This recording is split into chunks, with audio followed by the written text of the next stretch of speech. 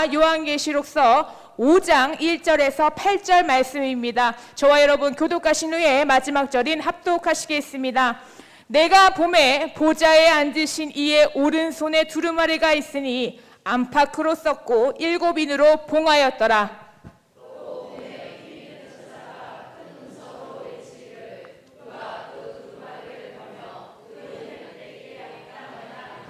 하늘 위에나 땅 위에나 땅 아래에 능히 그 두루마리를 펴거나 보거나 할 자가 없더라. 그 두루마리를 펴거나 보거나 이에 합당한 자가 보이지 아니하므로 내가 크게 울었더니 장로 중에 한 사람이 내게 말하되 울지 말라. 유대 지파의 사자 다윗의 뿌리가 이겼으니 그 두루마리와 그 7인을 떼시리라 하더라.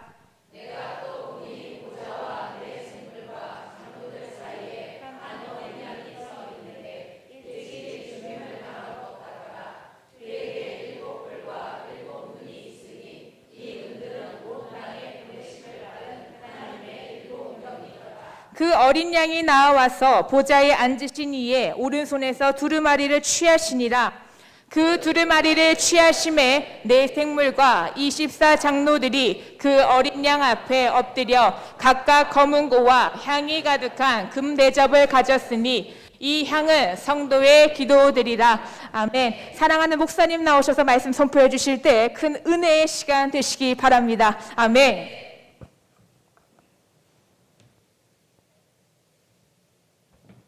모든 영광 하나님께 돌리겠습니다. 기도하겠습니다. 하나님 아버지 감사합니다.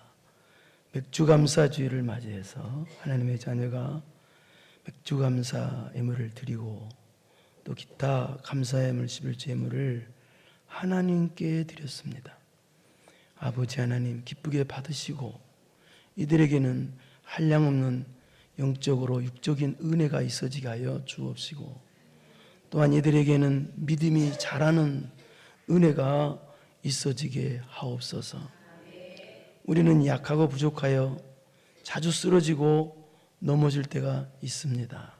하나님 아버지의 붙잡아 주심이 없으면 우리는 하루도 살 수 없사오니 주여 붙잡아 주시옵시고 오늘 또 들려지는 말씀으로 우리를 붙잡아 주시고 말씀 붙잡고 또 승리하는 우리 모두가 되게 하옵소서.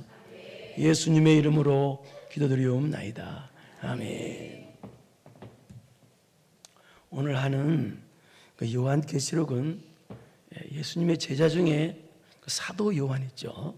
요한이 그 당시 로마 정부 시대 때 그 에게에 있는 그 작고 황량한 섬인 반모라는 섬에 로마 당국에 의해서 이제 유배가 된 상태에 있을 때 그때 기록한 내용이 요한계시록입니다. 지금이야 이 반모섬이 거기 사람도 삽니다. 그리고 또 관광객도 많이 갑니다. 그런데 이 당시에는 그 황량한 그 화산암으로 되어 있는 그런 황량한 곳이었고요. 또 로마에서 거기 죄수들을 또 정치범들을 수용하는 그런 끔찍한 섬이었습니다. 그런 그 황량한 섬에 유배가 되었을 때 하나님의 계시를 받아 기록한 책이 요한계시록이다 그 말입니다. 이 시대적으로는 언제냐면 로마의 황제의 11번째 황제인 이 도미티아누스 황제 때, 그러니까 95년경인데요. 그때 유배가 되어서 이 도미티아누스 황제가 죽고 나서 석방됐다고 보고 있습니다. 그때가 96년경이라고 보고 있는데요. 그때 석방되어서 다시 에베소로 돌아갔는데요. 그때 이제 기록한 내용이 요한계시록이다 그 말입니다. 그런데 이 당시에는 여러분이 잘 아는 대로 굉장히 기독교에 박해가 심한 때가 이때였어요. 그래서 그것도 이후에도 또 박해가 굉장히 심했고요. 그래서 요한계시록을 기록한 목적이 바로 박해하에 있는 성도들을 격려하고 위로하기 위해서, 또 박해가 온다고 또 신앙이 나태해 빠진 성도도 있단 말이죠. 그런 성도들을 다시 세상과 타협하지 말고 신앙에 깨닫기 위해서, 다시 신앙이 일어서게 만들기 위해서 아시아 일곱 교회에 있는 그 교회에게 요한계시록이라는 편지를 써서 보낸 것입니다. 핵심 내용은 어떤 내용이냐? 우리 1장 19절을 한번 보겠습니다. 내용은 어떤 내용인지 시작.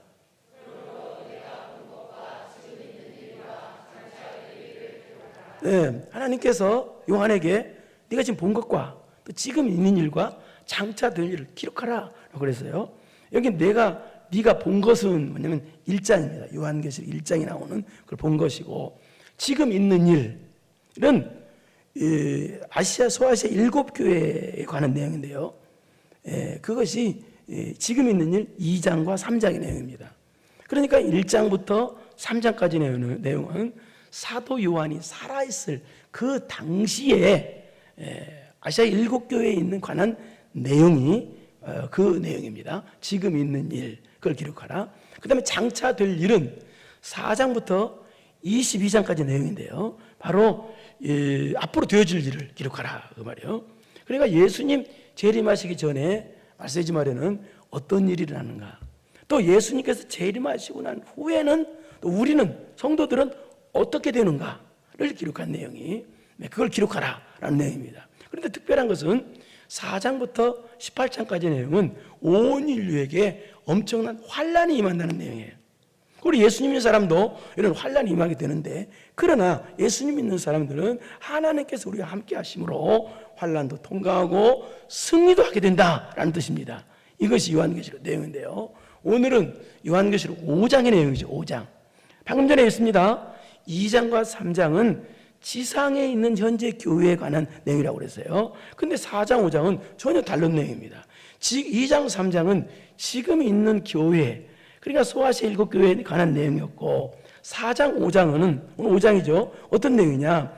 앞으로 우리가 천국에 가서 영원히 천국에 가 있죠. 그 영원히 천국에 가 있을 때 그때 하나님께 어떻게 경배하는가를, 그런 내용이 바로 5장의 내용입니다. 그래서 이 4장의 내용은 어떤 내용이냐? 성부 하나님께 경배하는 내용이고, 그 다음에 5장의 내용, 오늘 5장이죠. 5장의 내용은 어떤 내용이냐?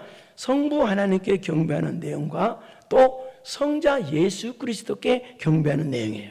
그래서 저는 오늘 이 본문의 내용을 통해서, 바로 오늘 5장의 내용을 통해서 성부 하나님께 경배하는 내용, 성자 예수님께 경배하는 이 내용을 통해서 우리가 이 땅에서 어떻게 경배를 해야, 어떻게 예배를 드려야 하나님께서 받으시는 예배, 받으시는 경배가 될 수 있는지를 알아보려고 합니다. 그러니까 우리가 어떤 모습으로 예배당에 나와야 바로 이 하나님께서 우리 예배를 받을 수 있는가는 것을 알아보려고 합니다. 이 천상의 경배하는 내용을 통해서 첫째, 따라서 합시다. 복된 눈물을 가지고 나와야 된다.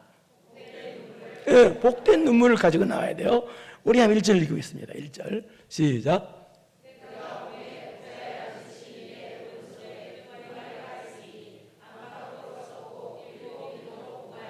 여기 내가 봄에, 사도행전 지금 본다고 그랬어요. 내가 봄에, 이것은 4장에서 본 이 세 가지 환상을, 하늘의 환상을 봤는데 그걸 계속 보고 있다는 뜻이야. 내가 보니까, 그런데 앞에 4장에서는 무슨 환상을 봤냐면은 세 가지 환상을 봤어요. 무슨 환상? 첫째, 보좌에 앉으신 하나님. 두 번째는 보좌 주위에 있는 네 생물을 봤다고 그랬어요. 이 네 생물이라는 말은 천사입니다. 하나님을 섬기고 있는, 천국에서 섬기고 있는 이 천사를 뜻하고, 그 다음에 또 세 번째는 24장로들을 봤습니다. 4장에 보면은 24장로들이라는 말은 무슨 뜻이냐? 구약의 12지파 더하기 신약의 12사도, 그러면 24죠. 24장로. 그러니까 이 말은 무슨 말이냐? 구약과 신약의 예수님이고 구원받고 천국 간 성도들의 대표가 24장로란 뜻이에요. 그걸 이제 봤어요. 그런데 또 보니까 보좌에 앉으신, 또 보좌 얘기가 나와요. 이 4장에서는 보좌가 11번 이상이 나와요. 근데 또 5장에서 또 보좌를 나와요. 근데 이 보좌는 하나님이 앉으신 보좌라고 그랬어요. 하나님이 앉으신 보좌라는 말은 무슨 말이냐? 영원토록 변하지 않는 보좌예요. 여러분, 이 땅의 보좌는 왕들이 앉은 보좌죠. 이 통치하는 보좌. 근데 이 땅의 보좌는 어때요? 변하네요. 움직이죠. 없어지기도 하고. 그러나 하나님의 보좌, 하늘의 보좌는 영원토록 변하지 않는 보좌다. 그런데 그 보좌에 누가 앉았다? 방금 전에 얘기했으면 하나님이 앉았다. 하나님이 통치하신다. 하나님이 영원토록 통치하신다라는 뜻입니다. 그런데 이 보좌에 앉으시니 통치하시는데, 그런데 이 하나님이 통치하시는데, 그런데 특히 어디를 통치하시느냐? 여기 보좌에 앉으시냐는 천상에 통치하신다는 말은 어디를 통치하시냐? 바로 교회를 다스린다는 의미가 돼요. 특히 교회를. 그래서 저는 이 말씀을 읽을 때 굉장히 기분이 좋아요. 왜 그러냐? 하나님이 이 교회를 다스리시니까요. 이게 그 말이에요. 보좌에 앉으신 이가 하나님이 교회를 특별히 다스리고 통치하신다. 그런데 그 하나님 보좌에 앉으신 하나님의 오른손에 두루마리가 있다. 두루마리라는 말은 그 당시는 책이 두루마리였습니다. 그러니까 하나님 오른손에 오늘날 말하면 책이 들려져 있다는 거예요. 근데 있는 책이 들려져 있는데 안팎으로 써 있다. 안팎으로. 그러니까 글씨가 가득 빼곡이 쓰여 있다. 차곡차곡 하나도 빠짐없이 완벽하게 채워져 있다. 그 하나님이 오른손에 들고 있는 책 속에 이 말은 무슨 말이냐? 앞으로 되어질 말세지말의 일, 앞으로 되어질 종말에 관한 일들이 체계적으로 빈틈없이 쓰여져 있다. 완벽하게 기록되어 있다 뜻입니다. 그러니까 이 말은 무슨 말이냐면 이 계시의 이 요한계시록 계시, 성경 계시의 완벽성, 완전성을 의미합니다. 그래서 이 성경에 보면 뭐라고 되어 있어요? 이 계시의 말씀을 빼하거나 더하거나 하면 어떻게 된다고 그랬어요? 천국의 구원도 빼버리고 더하면 여기 나온 심판을 더한다고 그랬어요. 그러니까 이단들이 자기들 마음대로 막 더하고 빼거나 그러잖아요. 함부로. 그 사람들은요 무서운 지옥 심판이 있는 거예요.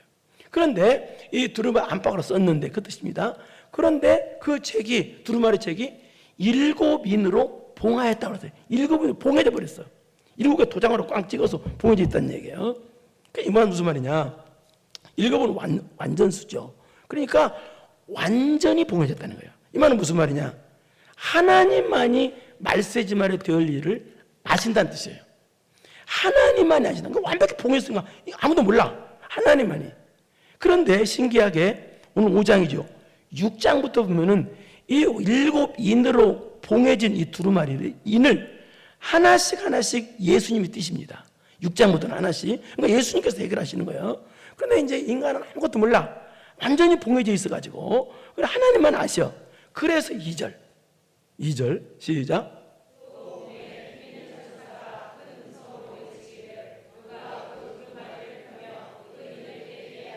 그래서 천사가 외치는 거예요. 큰 소리 외치기를. 누가 7인으로 봉한 이 두루마리 인을 뗄 합당한 사람이 도대체 누가 있는가라고 알고 싶으니까, 그 내용을 알고 싶으니까 외친 거예요. 외치니까 사도 요한이 3절 시작.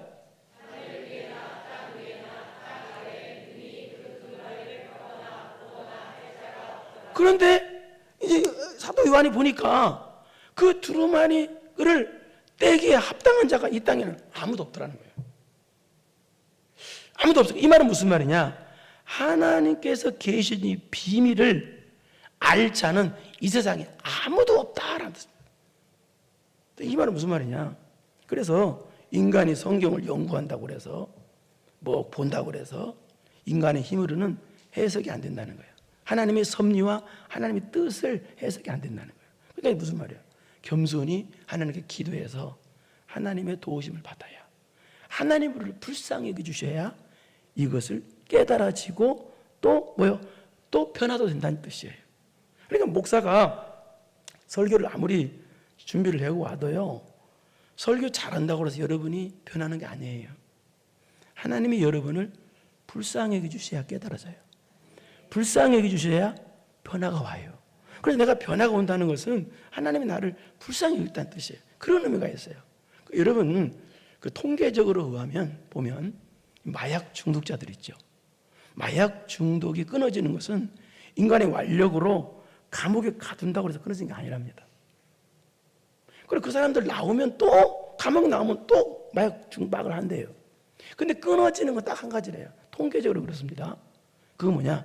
예수님을 만나면 다 끊어진답니다. 예수님 만나면. 그러니까 우리도 마찬가지예요. 예수님께서 우리를 불쌍히 여겨주셔야만이 하나님의 섭리와 하나님의 뜻을 깨달을 수 있고 우리가 변화받을 수 있는 거예요. 이제 그걸 사도 요한이 본 거예요. 아, 하나님께 이 땅에는 아무도 스스로 힘으로 깨달을 사람이 없구나. 하나님의 비밀을 알 사람이 없구나. 그걸 아는 거예요. 그래서 4절 보겠습니다. 시작.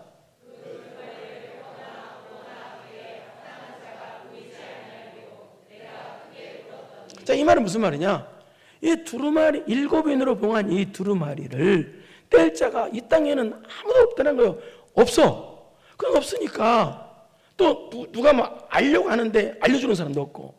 그래서 사도 요한이 그걸 보고 너무 내용을 알고 싶은데 하나님의 뜻과 하나님의 섭리를 알고 싶은데 알려주는 데 없고 알려주는 데도 없고, 그래서 어떻게 너무 알고 싶어서 내가 크게 울었다. 엉엉 소리내 울었다는 거예요. 이 말은 무슨 말이야? 너무 하나님의 뜻을 알고 싶어서, 하나님을 알고 싶어서 울었다는 거예요.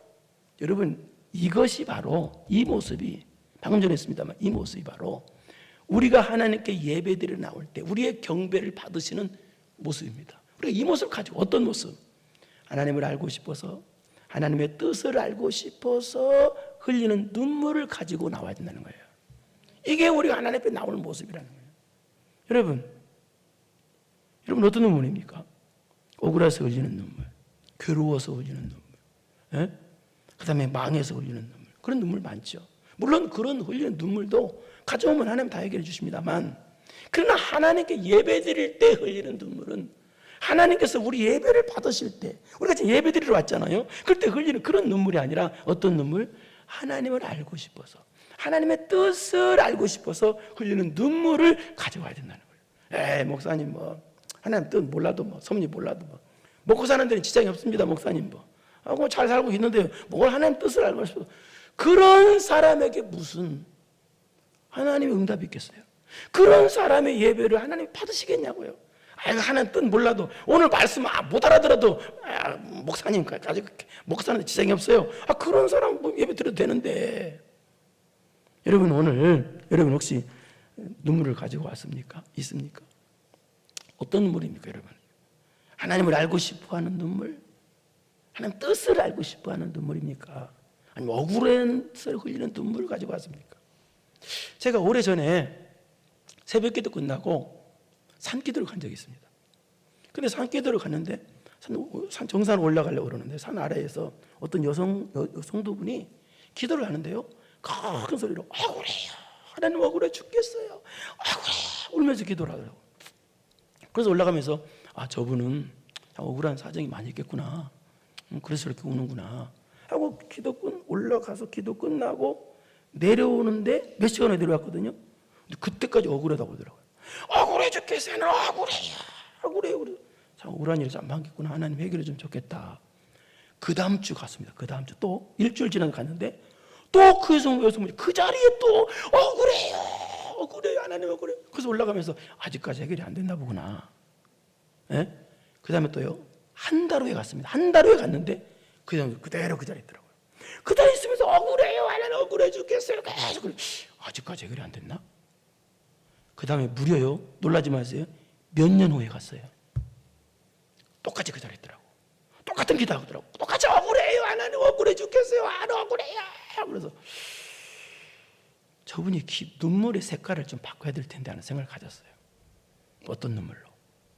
하나님을 알고 싶어서, 하나님의 뜻을 알고 싶어서 흘리는 거룩한 복된 눈물로 저분이 바꾸면 저 억울한도 하나님 해결해 주실 텐데, 모든 걸 해결해 주실 텐데 왜 저분은 저렇게 색깔이 좀 그럴까? 여러분 교회 나올 때마다 억울해 죽겠어요, 억울해 죽겠어 나오면 그 예배가 되겠어요? 한번 생각해 보세요, 여러분. 우리가 하나님의 뜻을 알고 싶어서, 하나님을 알고 싶어서 흘리는, 사도 요한이 흘렸던 이 눈물을 가지고 와야 하나님이 받으시는 예배가 되어진다, 그 말입니다. 그래서 하나님의 뜻을 알고 싶어서, 하나님을 알고 싶어서 흘리는 이 눈물을 가지고 나와서 우니까 무슨 일이 생겼느냐? 그 다음 5절을 보겠습니다. 5절 시작.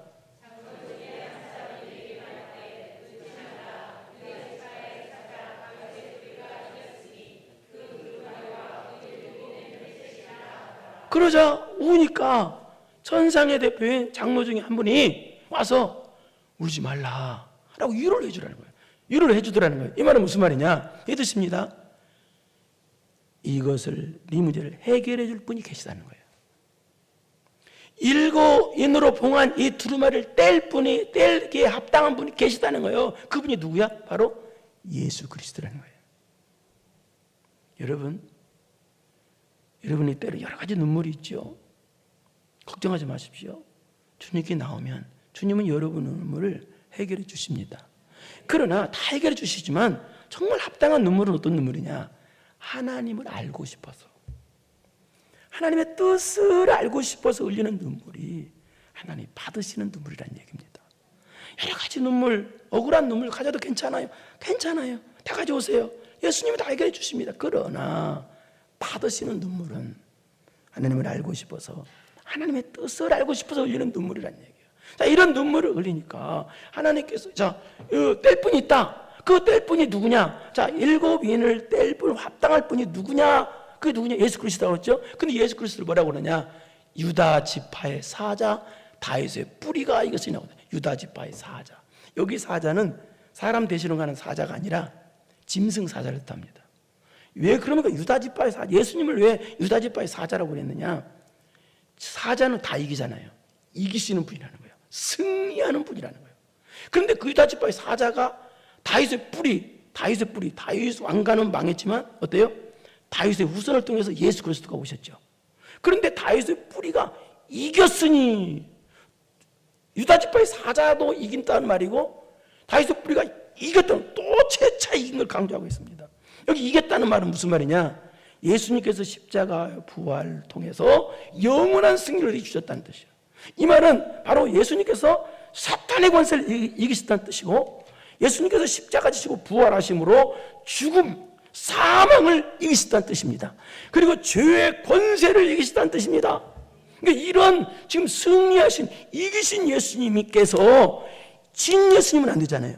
이기신 예수님께서 그 두루마리와 그 일곱인을 떼주신다는 거예요. 떼시리라 하더라. 승리하신 예수님께서 일곱인으로 봉한 이 두루마리를 떼신다는 거예요. 이것이 두 번째 우리가 하나님 앞에 가지고 나와야 우리의 태도예요. 우리의 모습이에요. 바로 이긴 예수님이, 승리하신 예수님 말하잖아요. 우리가 예수님께 예배드려 나오는데 그럼 우리가 어떤 모습으로 나와야 되느냐? 바로 이기는 자의 모습, 승리하는 자의 모습. 예수님처럼, 사탄 마귀를 이기신 예수님처럼, 부활하심으로, 십자가 지시고 부활하심으로 사망 권세를 이기신 예수님처럼, 또 죄의 권세를 이기신 예수님처럼 이기는 모습으로 나오라는 얘기. 이기는 모습으로, 승리의 모습으로 나오라는 얘기입니다. 그래야 하나님께서 그 예배를 받으신다는 거예요. 여러분, 신앙의 초보 때는요 좀 실패한 모습도 나올 수도 있어요. 그러나 맨날 실패해요. 여러분, 맨날 낭패와 실망 당하는데 그 노래 부르고 나와요. 그럼 난 그 찬송 좋아합니다만, 맨날 교회 나올 때 낭패와 실망이야. 맨날 이 메탄동에는 우거지는 다 걸치고 나와야거든. 네? 맨날 낭패와 실망, 맨날, 아니요, 이기고 나오라는 거예요. 이기고 죄를 이깁시다. 나를 이기고 승리의 모습으로 나오십시오. 실패자의 모습에는 한두 번이면 돼요. 네? 하나님께 나올 때는 승리자의 모습으로, 네? 이기는 모습으로 나와야 그게 예배의 태도라는 거예요. 네? 이제는 날마다 이기면서 나오길 바랍니다. 십자가 단단히 붙잡고 날마다 이기며 나가세요. 이기며 나오세요. 이게 하나님께서 받으시는 예배 드리는 자의 모습이라는 거예요. 그 다음에 첫째는 뭐예요? 그러니까 복된 눈물을 가지고 나오고, 두 번째는 뭐예요? 이기는 모습으로 나오세요. 여러분, 기쁘게 나오십시오. 이거는 복 받는 것이요, 은혜 받는 것이요, 문제가 해결되는 것이요. 할렐루야. 그럼 이기고 나와요. 이기고. 그냥 처져서 나오지 마세요. 이기고 나와. 십자가 붙이고. 왜? 이기신 예수님께 나오는데 이긴 모습으로 나와야지. 그 다음에 세 번째는 어떤 모습으로 나오냐? 따라합시다. 십자가의 흔적을 가지고 나와야 된다. 6절을 보십시오. 시작.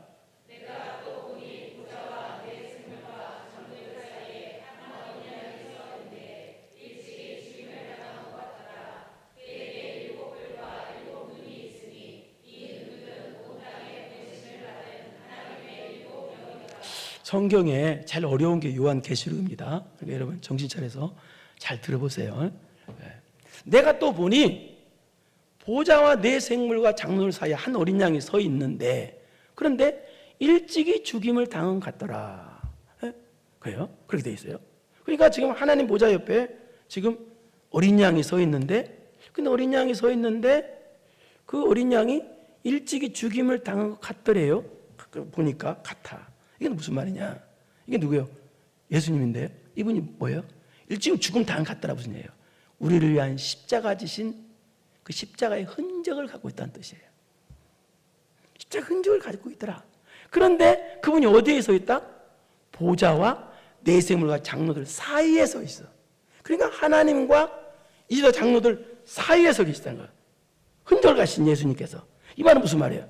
십자가로 지금도 하나님과 인간 사이에 중보자 역할을 지금도 하신다는 거예요. 이 말은 십자가로 말미암아 누구든지 뭐예요? 예수님 앞에 나가. 십자가의 중보가 영원하다는 뜻이고, 누구든지 뭐예요? 예수님만 믿으면 누구든지 예수님을 의지해서 구원을 받을 수 있고 천국 갈 수 있고 하나님 앞에 나갈 수 있다. 이것이 그 뜻이에요. 중보자 역할을 하신다. 중보자 역할이 영원토록 계신다. 이것이 보좌와 장로들 사이에 서 계신다. 근데 그분은 흔적을 가지고 계신 분이시다. 예? 일찍 죽임을 당한 것 같더라 라는 데 흔적을 가신 분이다. 근데 왜 이 흔적을 가신 분이라고 이렇게 했을까요? 그 흔적을 가졌다.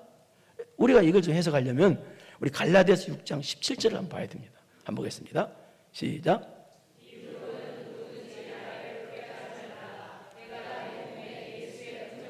자, 이 뜻은 갈라디아 성도들이 율법주의 이단한테 넘어가가지고 흔들렸어요. 그래서 바울 사도가 지금 그것 때문에 너무 괴롭다는 거예요. 너희들 왜 율법주의 이단들한테 왜 넘어갔냐? 그래서 넘어가서 난 너무 괴롭다. 그러니까 괴롭게 하지 말라. 이 말은 두 번 다시는 믿음이 흔들리지 말아라. 사람 말 듣고 이단들의 말 듣고 왜 흔들리냐고 혼을 내는 장면이에요. 경고하는 장면이에요. 그러면서 또 말하기를 내가 내 몸에 예수의 흔적을 지니고 있느라. 예수의 흔적을. 예수의 흔적이라는 말은 무슨 말이냐? 복음을 전하다가 여러 가지 핍박, 고난 많이 받았죠. 막 매도 맞고 막 그런 상처의 흔적들을 가지고 있다. 근데 왜 그렇게 하지 말라고 해서 흔적 이야기를 왜 다 할까요? 이 뜻은 이 뜻입니다. 이 뜻이에요. 그들에게 말하는 겁니다. 야, 너희들 이단에게 넘어가는 흔적 갖고 있지 말고 예수님 때문에 핍박받고 고난받은 흔적 갖고 있어야 되지 않겠느냐 그 뜻이에요. 예수님 믿는 사람이라면 성도라면 이단에게 넘어가는 흔적, 시험 든 흔적, 낙심하는 흔적, 원망하는 흔적, 불평하는 그런 흔적 갖고 오지 말라는 거예요. 예수님 때문에 희생하고 핍박받은 그런 흔적을 가지고 나오라는 거예요. 그래서 오늘 6절에서도 다시 6절을 보세요. 6절에서도 십자가에 이 고난을 일찍 죽임을 당한 것 같더라. 예수님의 십자가의 흔적을 여기서 말한 것은 바로 흔적이 우리를 위한 십자가의 흔적, 우리를 구원해 주시기 위한 십자가 지신 그 예수님의 흔적을 바라보고 앞에 가는 우리들도 주님 때문에 고난당한 이 흔적을 갖고 있어야 한다는 거예요. 여러분, 예수님은 우리를 위한 십자가 흔적이 있는데요, 손과 발에는요 못자국의 흔적이 있습니다. 머리에는 가시면류관의 흔적이 있습니다. 옆구리에는 창에 찔린 흔적이 있습니다.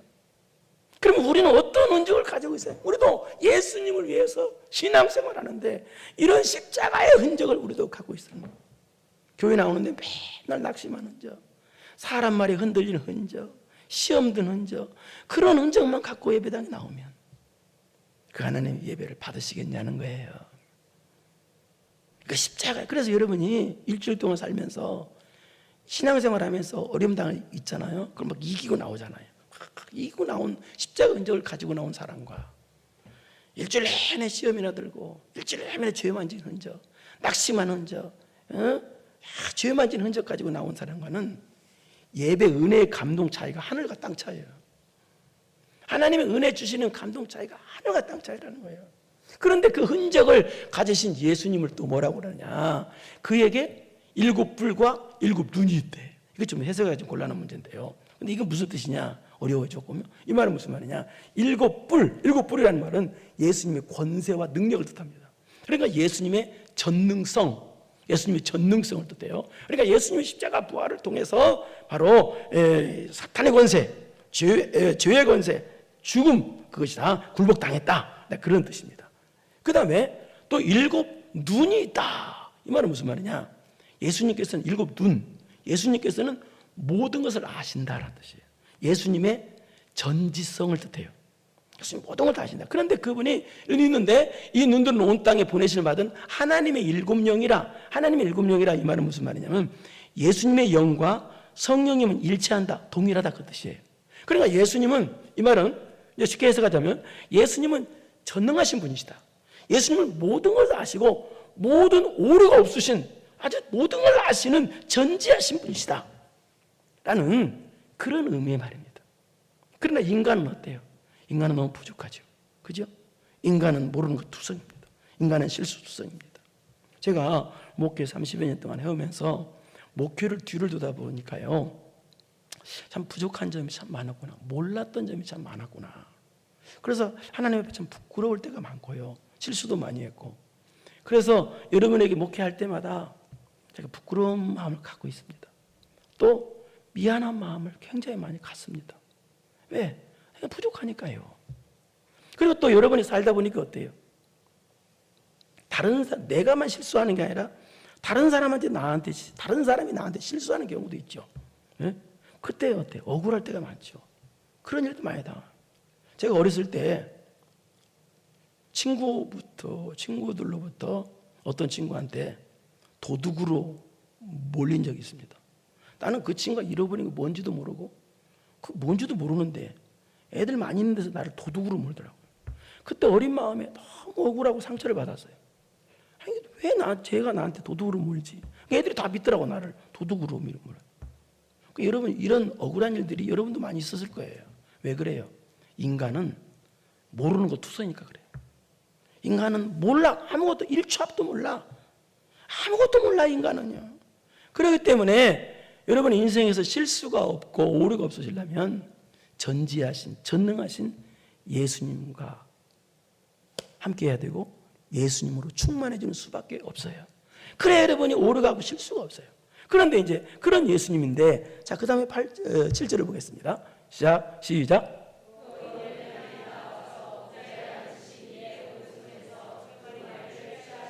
근데 그 어린 양이 나와서, 흔적을 가신 어린 양이 나와서 보좌 앉으신 이의 오른손에서 두루마리를 취했다, 받았다, 이 말입니다.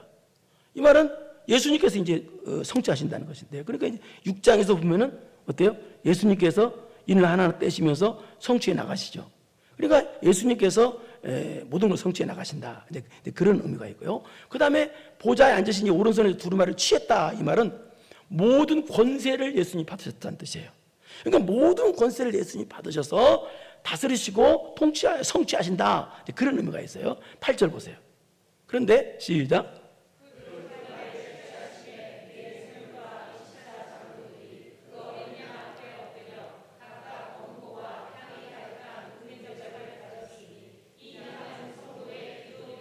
그런데 그 취하신 예수님 앞에 네 생물과 24 장로들이 엎드렸다고 그랬어요. 이거 엎드렸다는 말은 예배를 드렸다는 말인데, 그런데 왜 예배를 엎드렸다고 표현했을까요? 물론 예배라는 말은 예를 다해서 절한다, 그런 의미가 있죠. 근데 엎드렸다, 물론 예배 속에서도 엎드렸다는 말 의미가 좀 있어요. 근데 여기서 엎드렸다는 뜻은 나를 땅에 급히 넘어지도록 던져버렸다라는 뜻이에요. 이거 엎드렸다는 뜻. 그러니까 이 말은 무슨 말이냐? 왜 엎드렸냐? 방금 전에 뭐였어요? 예수님은 뭐예요? 십자가의 흔적을 가지신 예수님이라고 그랬죠. 그러니까 어린 양이 앞에 엎드렸다는 말은 그분이 일찍 죽임을 당하신 어린 양이야. 나를 위한 십자가의 흔적을 가진 어린 양이야. 그 십자가의 흔적을 생각하니까, 즉 나를 위한 십자가에 죽으신 그 구속의 은혜를 생각하니까 너무너무 감사해서 감격해서 엎드렸다는 뜻이에요. 무서워서 엎드렸다는 뜻이 아니라 이것이 바로 오늘 우리가 네 번째 가져야 될 내용. 어떤 내용이에요? 바로 어떻게 엎드려야 된다? 하나님께 뭐예요? 엎드리자. 엎드리는 마음으로 와야 아니야. 감사하는 마음으로 엎드리자. 감사하는 마음으로 엎드리는 모습으로 나와야 하나님께서 받으시는 예배가 된다. 물론 그런 분은 없겠습니다만, 여러분 예배당에 나올 때 거만한 모습으로 나온다거나 안일한 모습으로 나오면 그 예배를 하나님 받으시겠냐는 거예요. 안 받으셔요. 엎드리는 모습. 제가 찬송 중에서 좋아하는 찬송이 그게 두 개 있습니다. 하나는 내 영혼이 은총 입어. 그 다음에 성탄절에 부르는 엎드려 절하세. 엎드려 절하세. 엎드려 절하세. 엎드려 절하세. 구세주. 난 이 찬송을 참 좋아합니다.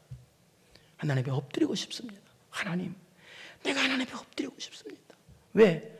무서워서 은혜에 감사해서 엎드려. 이 모습으로 나와야, 이게 예배드리는 태도고, 엎드리는 모습으로 나와야 하나님께서 받으시는 예배가 된다 그 말이에요. 예? 무서워서 엎드리는 게 아니라 나를 위해 십자가 지신 예수 그리스도의 십자가의 흔적을 가신 그분의 은혜를 생각하니까 너무 감사해서 엎드려 절하세. 엎드려 절하세. 엎드려 절하세. 저처럼 엎드리고 싶은 거예요. 어떤 어린애가 있었습니다. 근데 어린애 학교에서 왕따를 당하네. 왜 왕따를 당하느냐? 엄마 때문에. 엄마가 괴물 같아서. 엄마가 머리털도 없고, 뭐 살은 늘어붙었고, 눈 한쪽도, 손도 늘어붙었고, 아니 괴물이야. 학교만 가면 애들이 놀려. 괴물 아들, 괴물 아들. 너 엄마는 왜 괴물이냐? 엄마는 밖에 나가지도 잘 못해요. 괴물이야, 완전 괴물. 그래서 학교만 갔다 오면 이 아이는 울고 와. 왕따를 당하니까. 엄마가 미워. 엄마가 없어졌으면 좋겠다. 왜 우리 엄마는 정상적인 엄마가 아니고 왜 저렇게 생겼을까? 하고 웁니다. 어느 날 이 아이가 어느 정도 컸을 때 엄마가 왜 그렇게 괴물같이 생겼는지를 이유를 알게 됐습니다. 왜 그러느냐? 이 아이가 1살 때 불이 난 거예요. 불이 났을 때 남들은 불이 막 확 타오르는데 남들은 못 들어가는데 그 안에 불덩이 안에 아들이 거기 있는 1살밖에 아들이 있는 걸 하는 거예요. 엄마가 불덩이 속에 뛰어들어간 거예요. 그 아이를 안고 나오다가 엄마는 엄청난 화상을 입고 그렇게 몸이 다 녹아내린 거예요. 이 사실을 안 아이는 엄마를 붙잡고 웁니다. 엄마 미안해. 엄마 미안해. 그것도 모르고 날 살려주는 것 때문에 이렇게 한 것도 모르고 엄마 미안해. 전에는 몰랐을 때는 원망하는 마음으로 엄마를 봤는데 이제는 감사하는 마음으로 엄마를 봅니다. 예수 그리스도의 십자가의 흔적을 그걸 바라보는 성도라면, 나를 위해 죽으신 십자가를 바라보는 성도라면 어떻게 돼요? 감사하는 마음으로 가지고 엎드리는 모습으로 예배당에 나와야 된다는 거예요. 감사하는 마음으로 엎드리는 모습으로 나오는 것이, 그것이 바로 하나님이 받으시는 경배의 모습이라는 거예요. 그런데 엎드릴 때 어떻게 엎드려? 엎드리니까 두 손에 뭐가 들어서 각각 검은고와 금대접을 가지고 엎드려야 돼. 엎드리는데 두 가지 가지고 엎드려야 돼. 여기 검은고는 노래예요. 하나님께 노래하는 거지. 노래 찬송하는 거. 그리고 여기 금대접은 뭐냐? 기도예요. 근데 기도를 향은 성도의 기도리라고 그랬죠. 금대접을. 예, 향. 이 당시 유대인들은 기도할 때 향을 피워놓고 기도했다고 그래요. 그 이유는 기도할 때 천사들이 자기 기도를 가지고 올라간다. 그런 의미로 그래서 이렇게 했다고 그래요. 근데 이걸 염두에 두면 해석하기 쉽죠. 그러니까 여기 기도를 하는데 어떤 기도를 해야 되냐? 상달되는 기도. 상달이 안 되는 기도가 아니라 상달되는 기도. 그러니까 우리가 은혜에 감사해서 하나님께 엎드려 나오잖아요. 엎드리는 모습으로 나왔을 때 어떻게 되냐? 한 손에는 검은고를 들고 한 손에는 뭐예요? 금양단을, 금대접을 드려야 되는데 한 손에는 찬양을 들고 한 손에는 상달되는 기도를 들고, 이게 예배의 중요한 두 가지 요소인데요. 이 상달되는 기도를 가지고 엎드리라는 얘기예요. 근데 검은고 찬송을 하는데 노래는 어떻게 하는지 9절에 나옵니다. 9절 한번 읽겠습니다. 9절 시작. 그들이, 여기까지 하겠습니다. 어떤 노래야? 새 노래. 근데 검은 건데 새 노래인데, 새 노래라는 말은 신곡, 모르는 신곡을 부르는 뜻, 전혀 그 뜻이 아니고요. 이 뜻입니다. 우리가 엎드릴 때 찬송을 부르잖아요. 어떻게 불러야 되느냐? 새 노래를 불러야 되는데 어떻게 불러야 되느냐? 여기 새 노래는 신곡이 아니라 어떤 노래냐? 하나님께 주신 오늘 지금 은혜 받아서 내 마음이 지금 새 마음이 된 상태에서 부르는 노래를 뜻해요. 지금 과거에 은혜 받은 것 갖고 부르는 것이 아니라 오늘 이 시간에 하늘문이 열려서 새 은혜를 받아서 내 마음이 새 마음으로 변화되어서 새 노래를 부르는 것이 새 노래입니다. 과거에 감사 가지고 부르는 게 아니라 지금 감사를 가지고, 지금 새 은혜, 하늘문은 지금도 열렸으니 지금 새 은혜 가지고 새 마음 가지고 부르는 노래가 새 노래를 가지고 이것을 부르는 것이 바로 금은고를 가지고, 또 하나는 또 어떤가요? 또 이 대접을 가지고, 8절을 다시 보겠습니다. 바로 8절을 다시 보세요. 금대접을 가지고, 한 손에는 금은고, 한 손에는 금대접. 여기 금대접은 뭐예요? 바로 상달되는 기도를 가지고, 상달 안 되는 기도가 아니라 이 기도를 가지고 엎드려야 된다는 거예요. 사랑하는 성도 여러분, 우리는 하나님께서 받으시는 예배를 드려야 됩니다. 하나님께서 받으시고, 하나님께서 받으시는 경배, 하나님께서 받으시는 예배를 드리려면 어떤 모습으로 나와야 돼요? 첫째, 바로 복된 눈물을 가지고 나와야 돼요. 억울해서, 괴로워서, 답답해서 흘리는 눈물 얼마든지 가지고 나오세요. 가지고 나오지 말라는 얘기 아니에요. 다 해결해 주십니다, 주님께 나오면. 그러나 정말 예배 때 가지고 나와야 될 눈물은 복된 눈물인데, 그게 뭐예요? 하나님을 알고 싶어서, 하나님의 뜻을 알고 싶어서 흘리는 눈물. 두 번째는 뭐더라고? 어떤 모습으로 나와야 돼요? 이기는 자로 나와야 돼요. 이기고 나와야 돼요. 지면 안 돼요. 이기면서 나와야 돼요. 예? 낭패와 실망 한 번이면 돼요. 항상 이겨야 돼요. 예? 사탄을 이기신 예수님, 사망을 이기신 예수님, 죄의 권세를 이기신, 그래서 죄를 이기고 세상을 이기고 나를 이기고 이기는 승리자의 모습으로 이 시간에 나오십시오. 우리 찬송가 493장 가사를 한번 보겠습니다. 하늘가는 밝은인데요, 2절 한번 봐봐요. 내가 걱정하는 일이 세상에 많은 중 속에 근심 밖에 걱정 늘 시험하여도 예수 보배로운 피 모든 것을 이깁니다. 피가. 그 다음에 예수 공로. 그럼 우리들은 어떻게 해야 돼? 의지하여 시작. 항상 이겨야 돼. 찬송가 중에서 제일 잘못 부르는 찬송가가 하늘가는 밝은 길이야. 하늘가는 밝은 길은 쳐져서 부르는 노래가 아니에요. 빨리 부르는 노래예요. 왜? 이거 신나는 노래거든, 이 노래가. 근데 가장 신나는 노래를 가장 슬프게 불러 사람들이 이상하게 불러요. 그렇게 부르는 노래 아니에요, 이 노래는요. 왜? 우리 항상 이기면서 나오십시오. 이게 나오네. 그 다음에 뭐예요? 십자가의 흔적을 갖고 나와야 돼. 맨날 시험 드는 적, 낙심하는 적, 그런 죄 지은 적 맞고 나오지 말고 십자가의 흔적. 그 다음에 뭐예요? 은혜 감사해서 엎드리는 모습으로 나와야 돼요. 엎드리게 나오십시오. 마음이 엎드리고 모든 거 엎드리고. 근데 엎드릴 때 검은고와 금대접을 가지고 엎드리십시오. 이런 모습으로 엎드려서, 이런 모습으로 나와서 예배에 모두가 성공하는 여러분 되기를 축원합니다. 걸어가시고 내려오신 아버지 하나님 감사합니다. 하나님께서 받으시는 예배, 하나님께서 받으시는 경배가 있는 성도들 되게 하여 주옵소서. 복된 눈물을 가지고 나오고, 이기고 나오고, 십자가의 흔적을 가지고 나오고, 은혜에 감사해서 엎드리는 모습으로 나와서 검은고와 금대접을 가지고 엎드리는 모습이 되어서 예배에 성공하고, 하나님께서 받으시는 예배에 성공해서 복의 주인공들 다 되게 하여 주옵소서. 모든 영광 하나님께 돌립니다. 예수님의 이름으로 기도드리옵나이다. 아멘.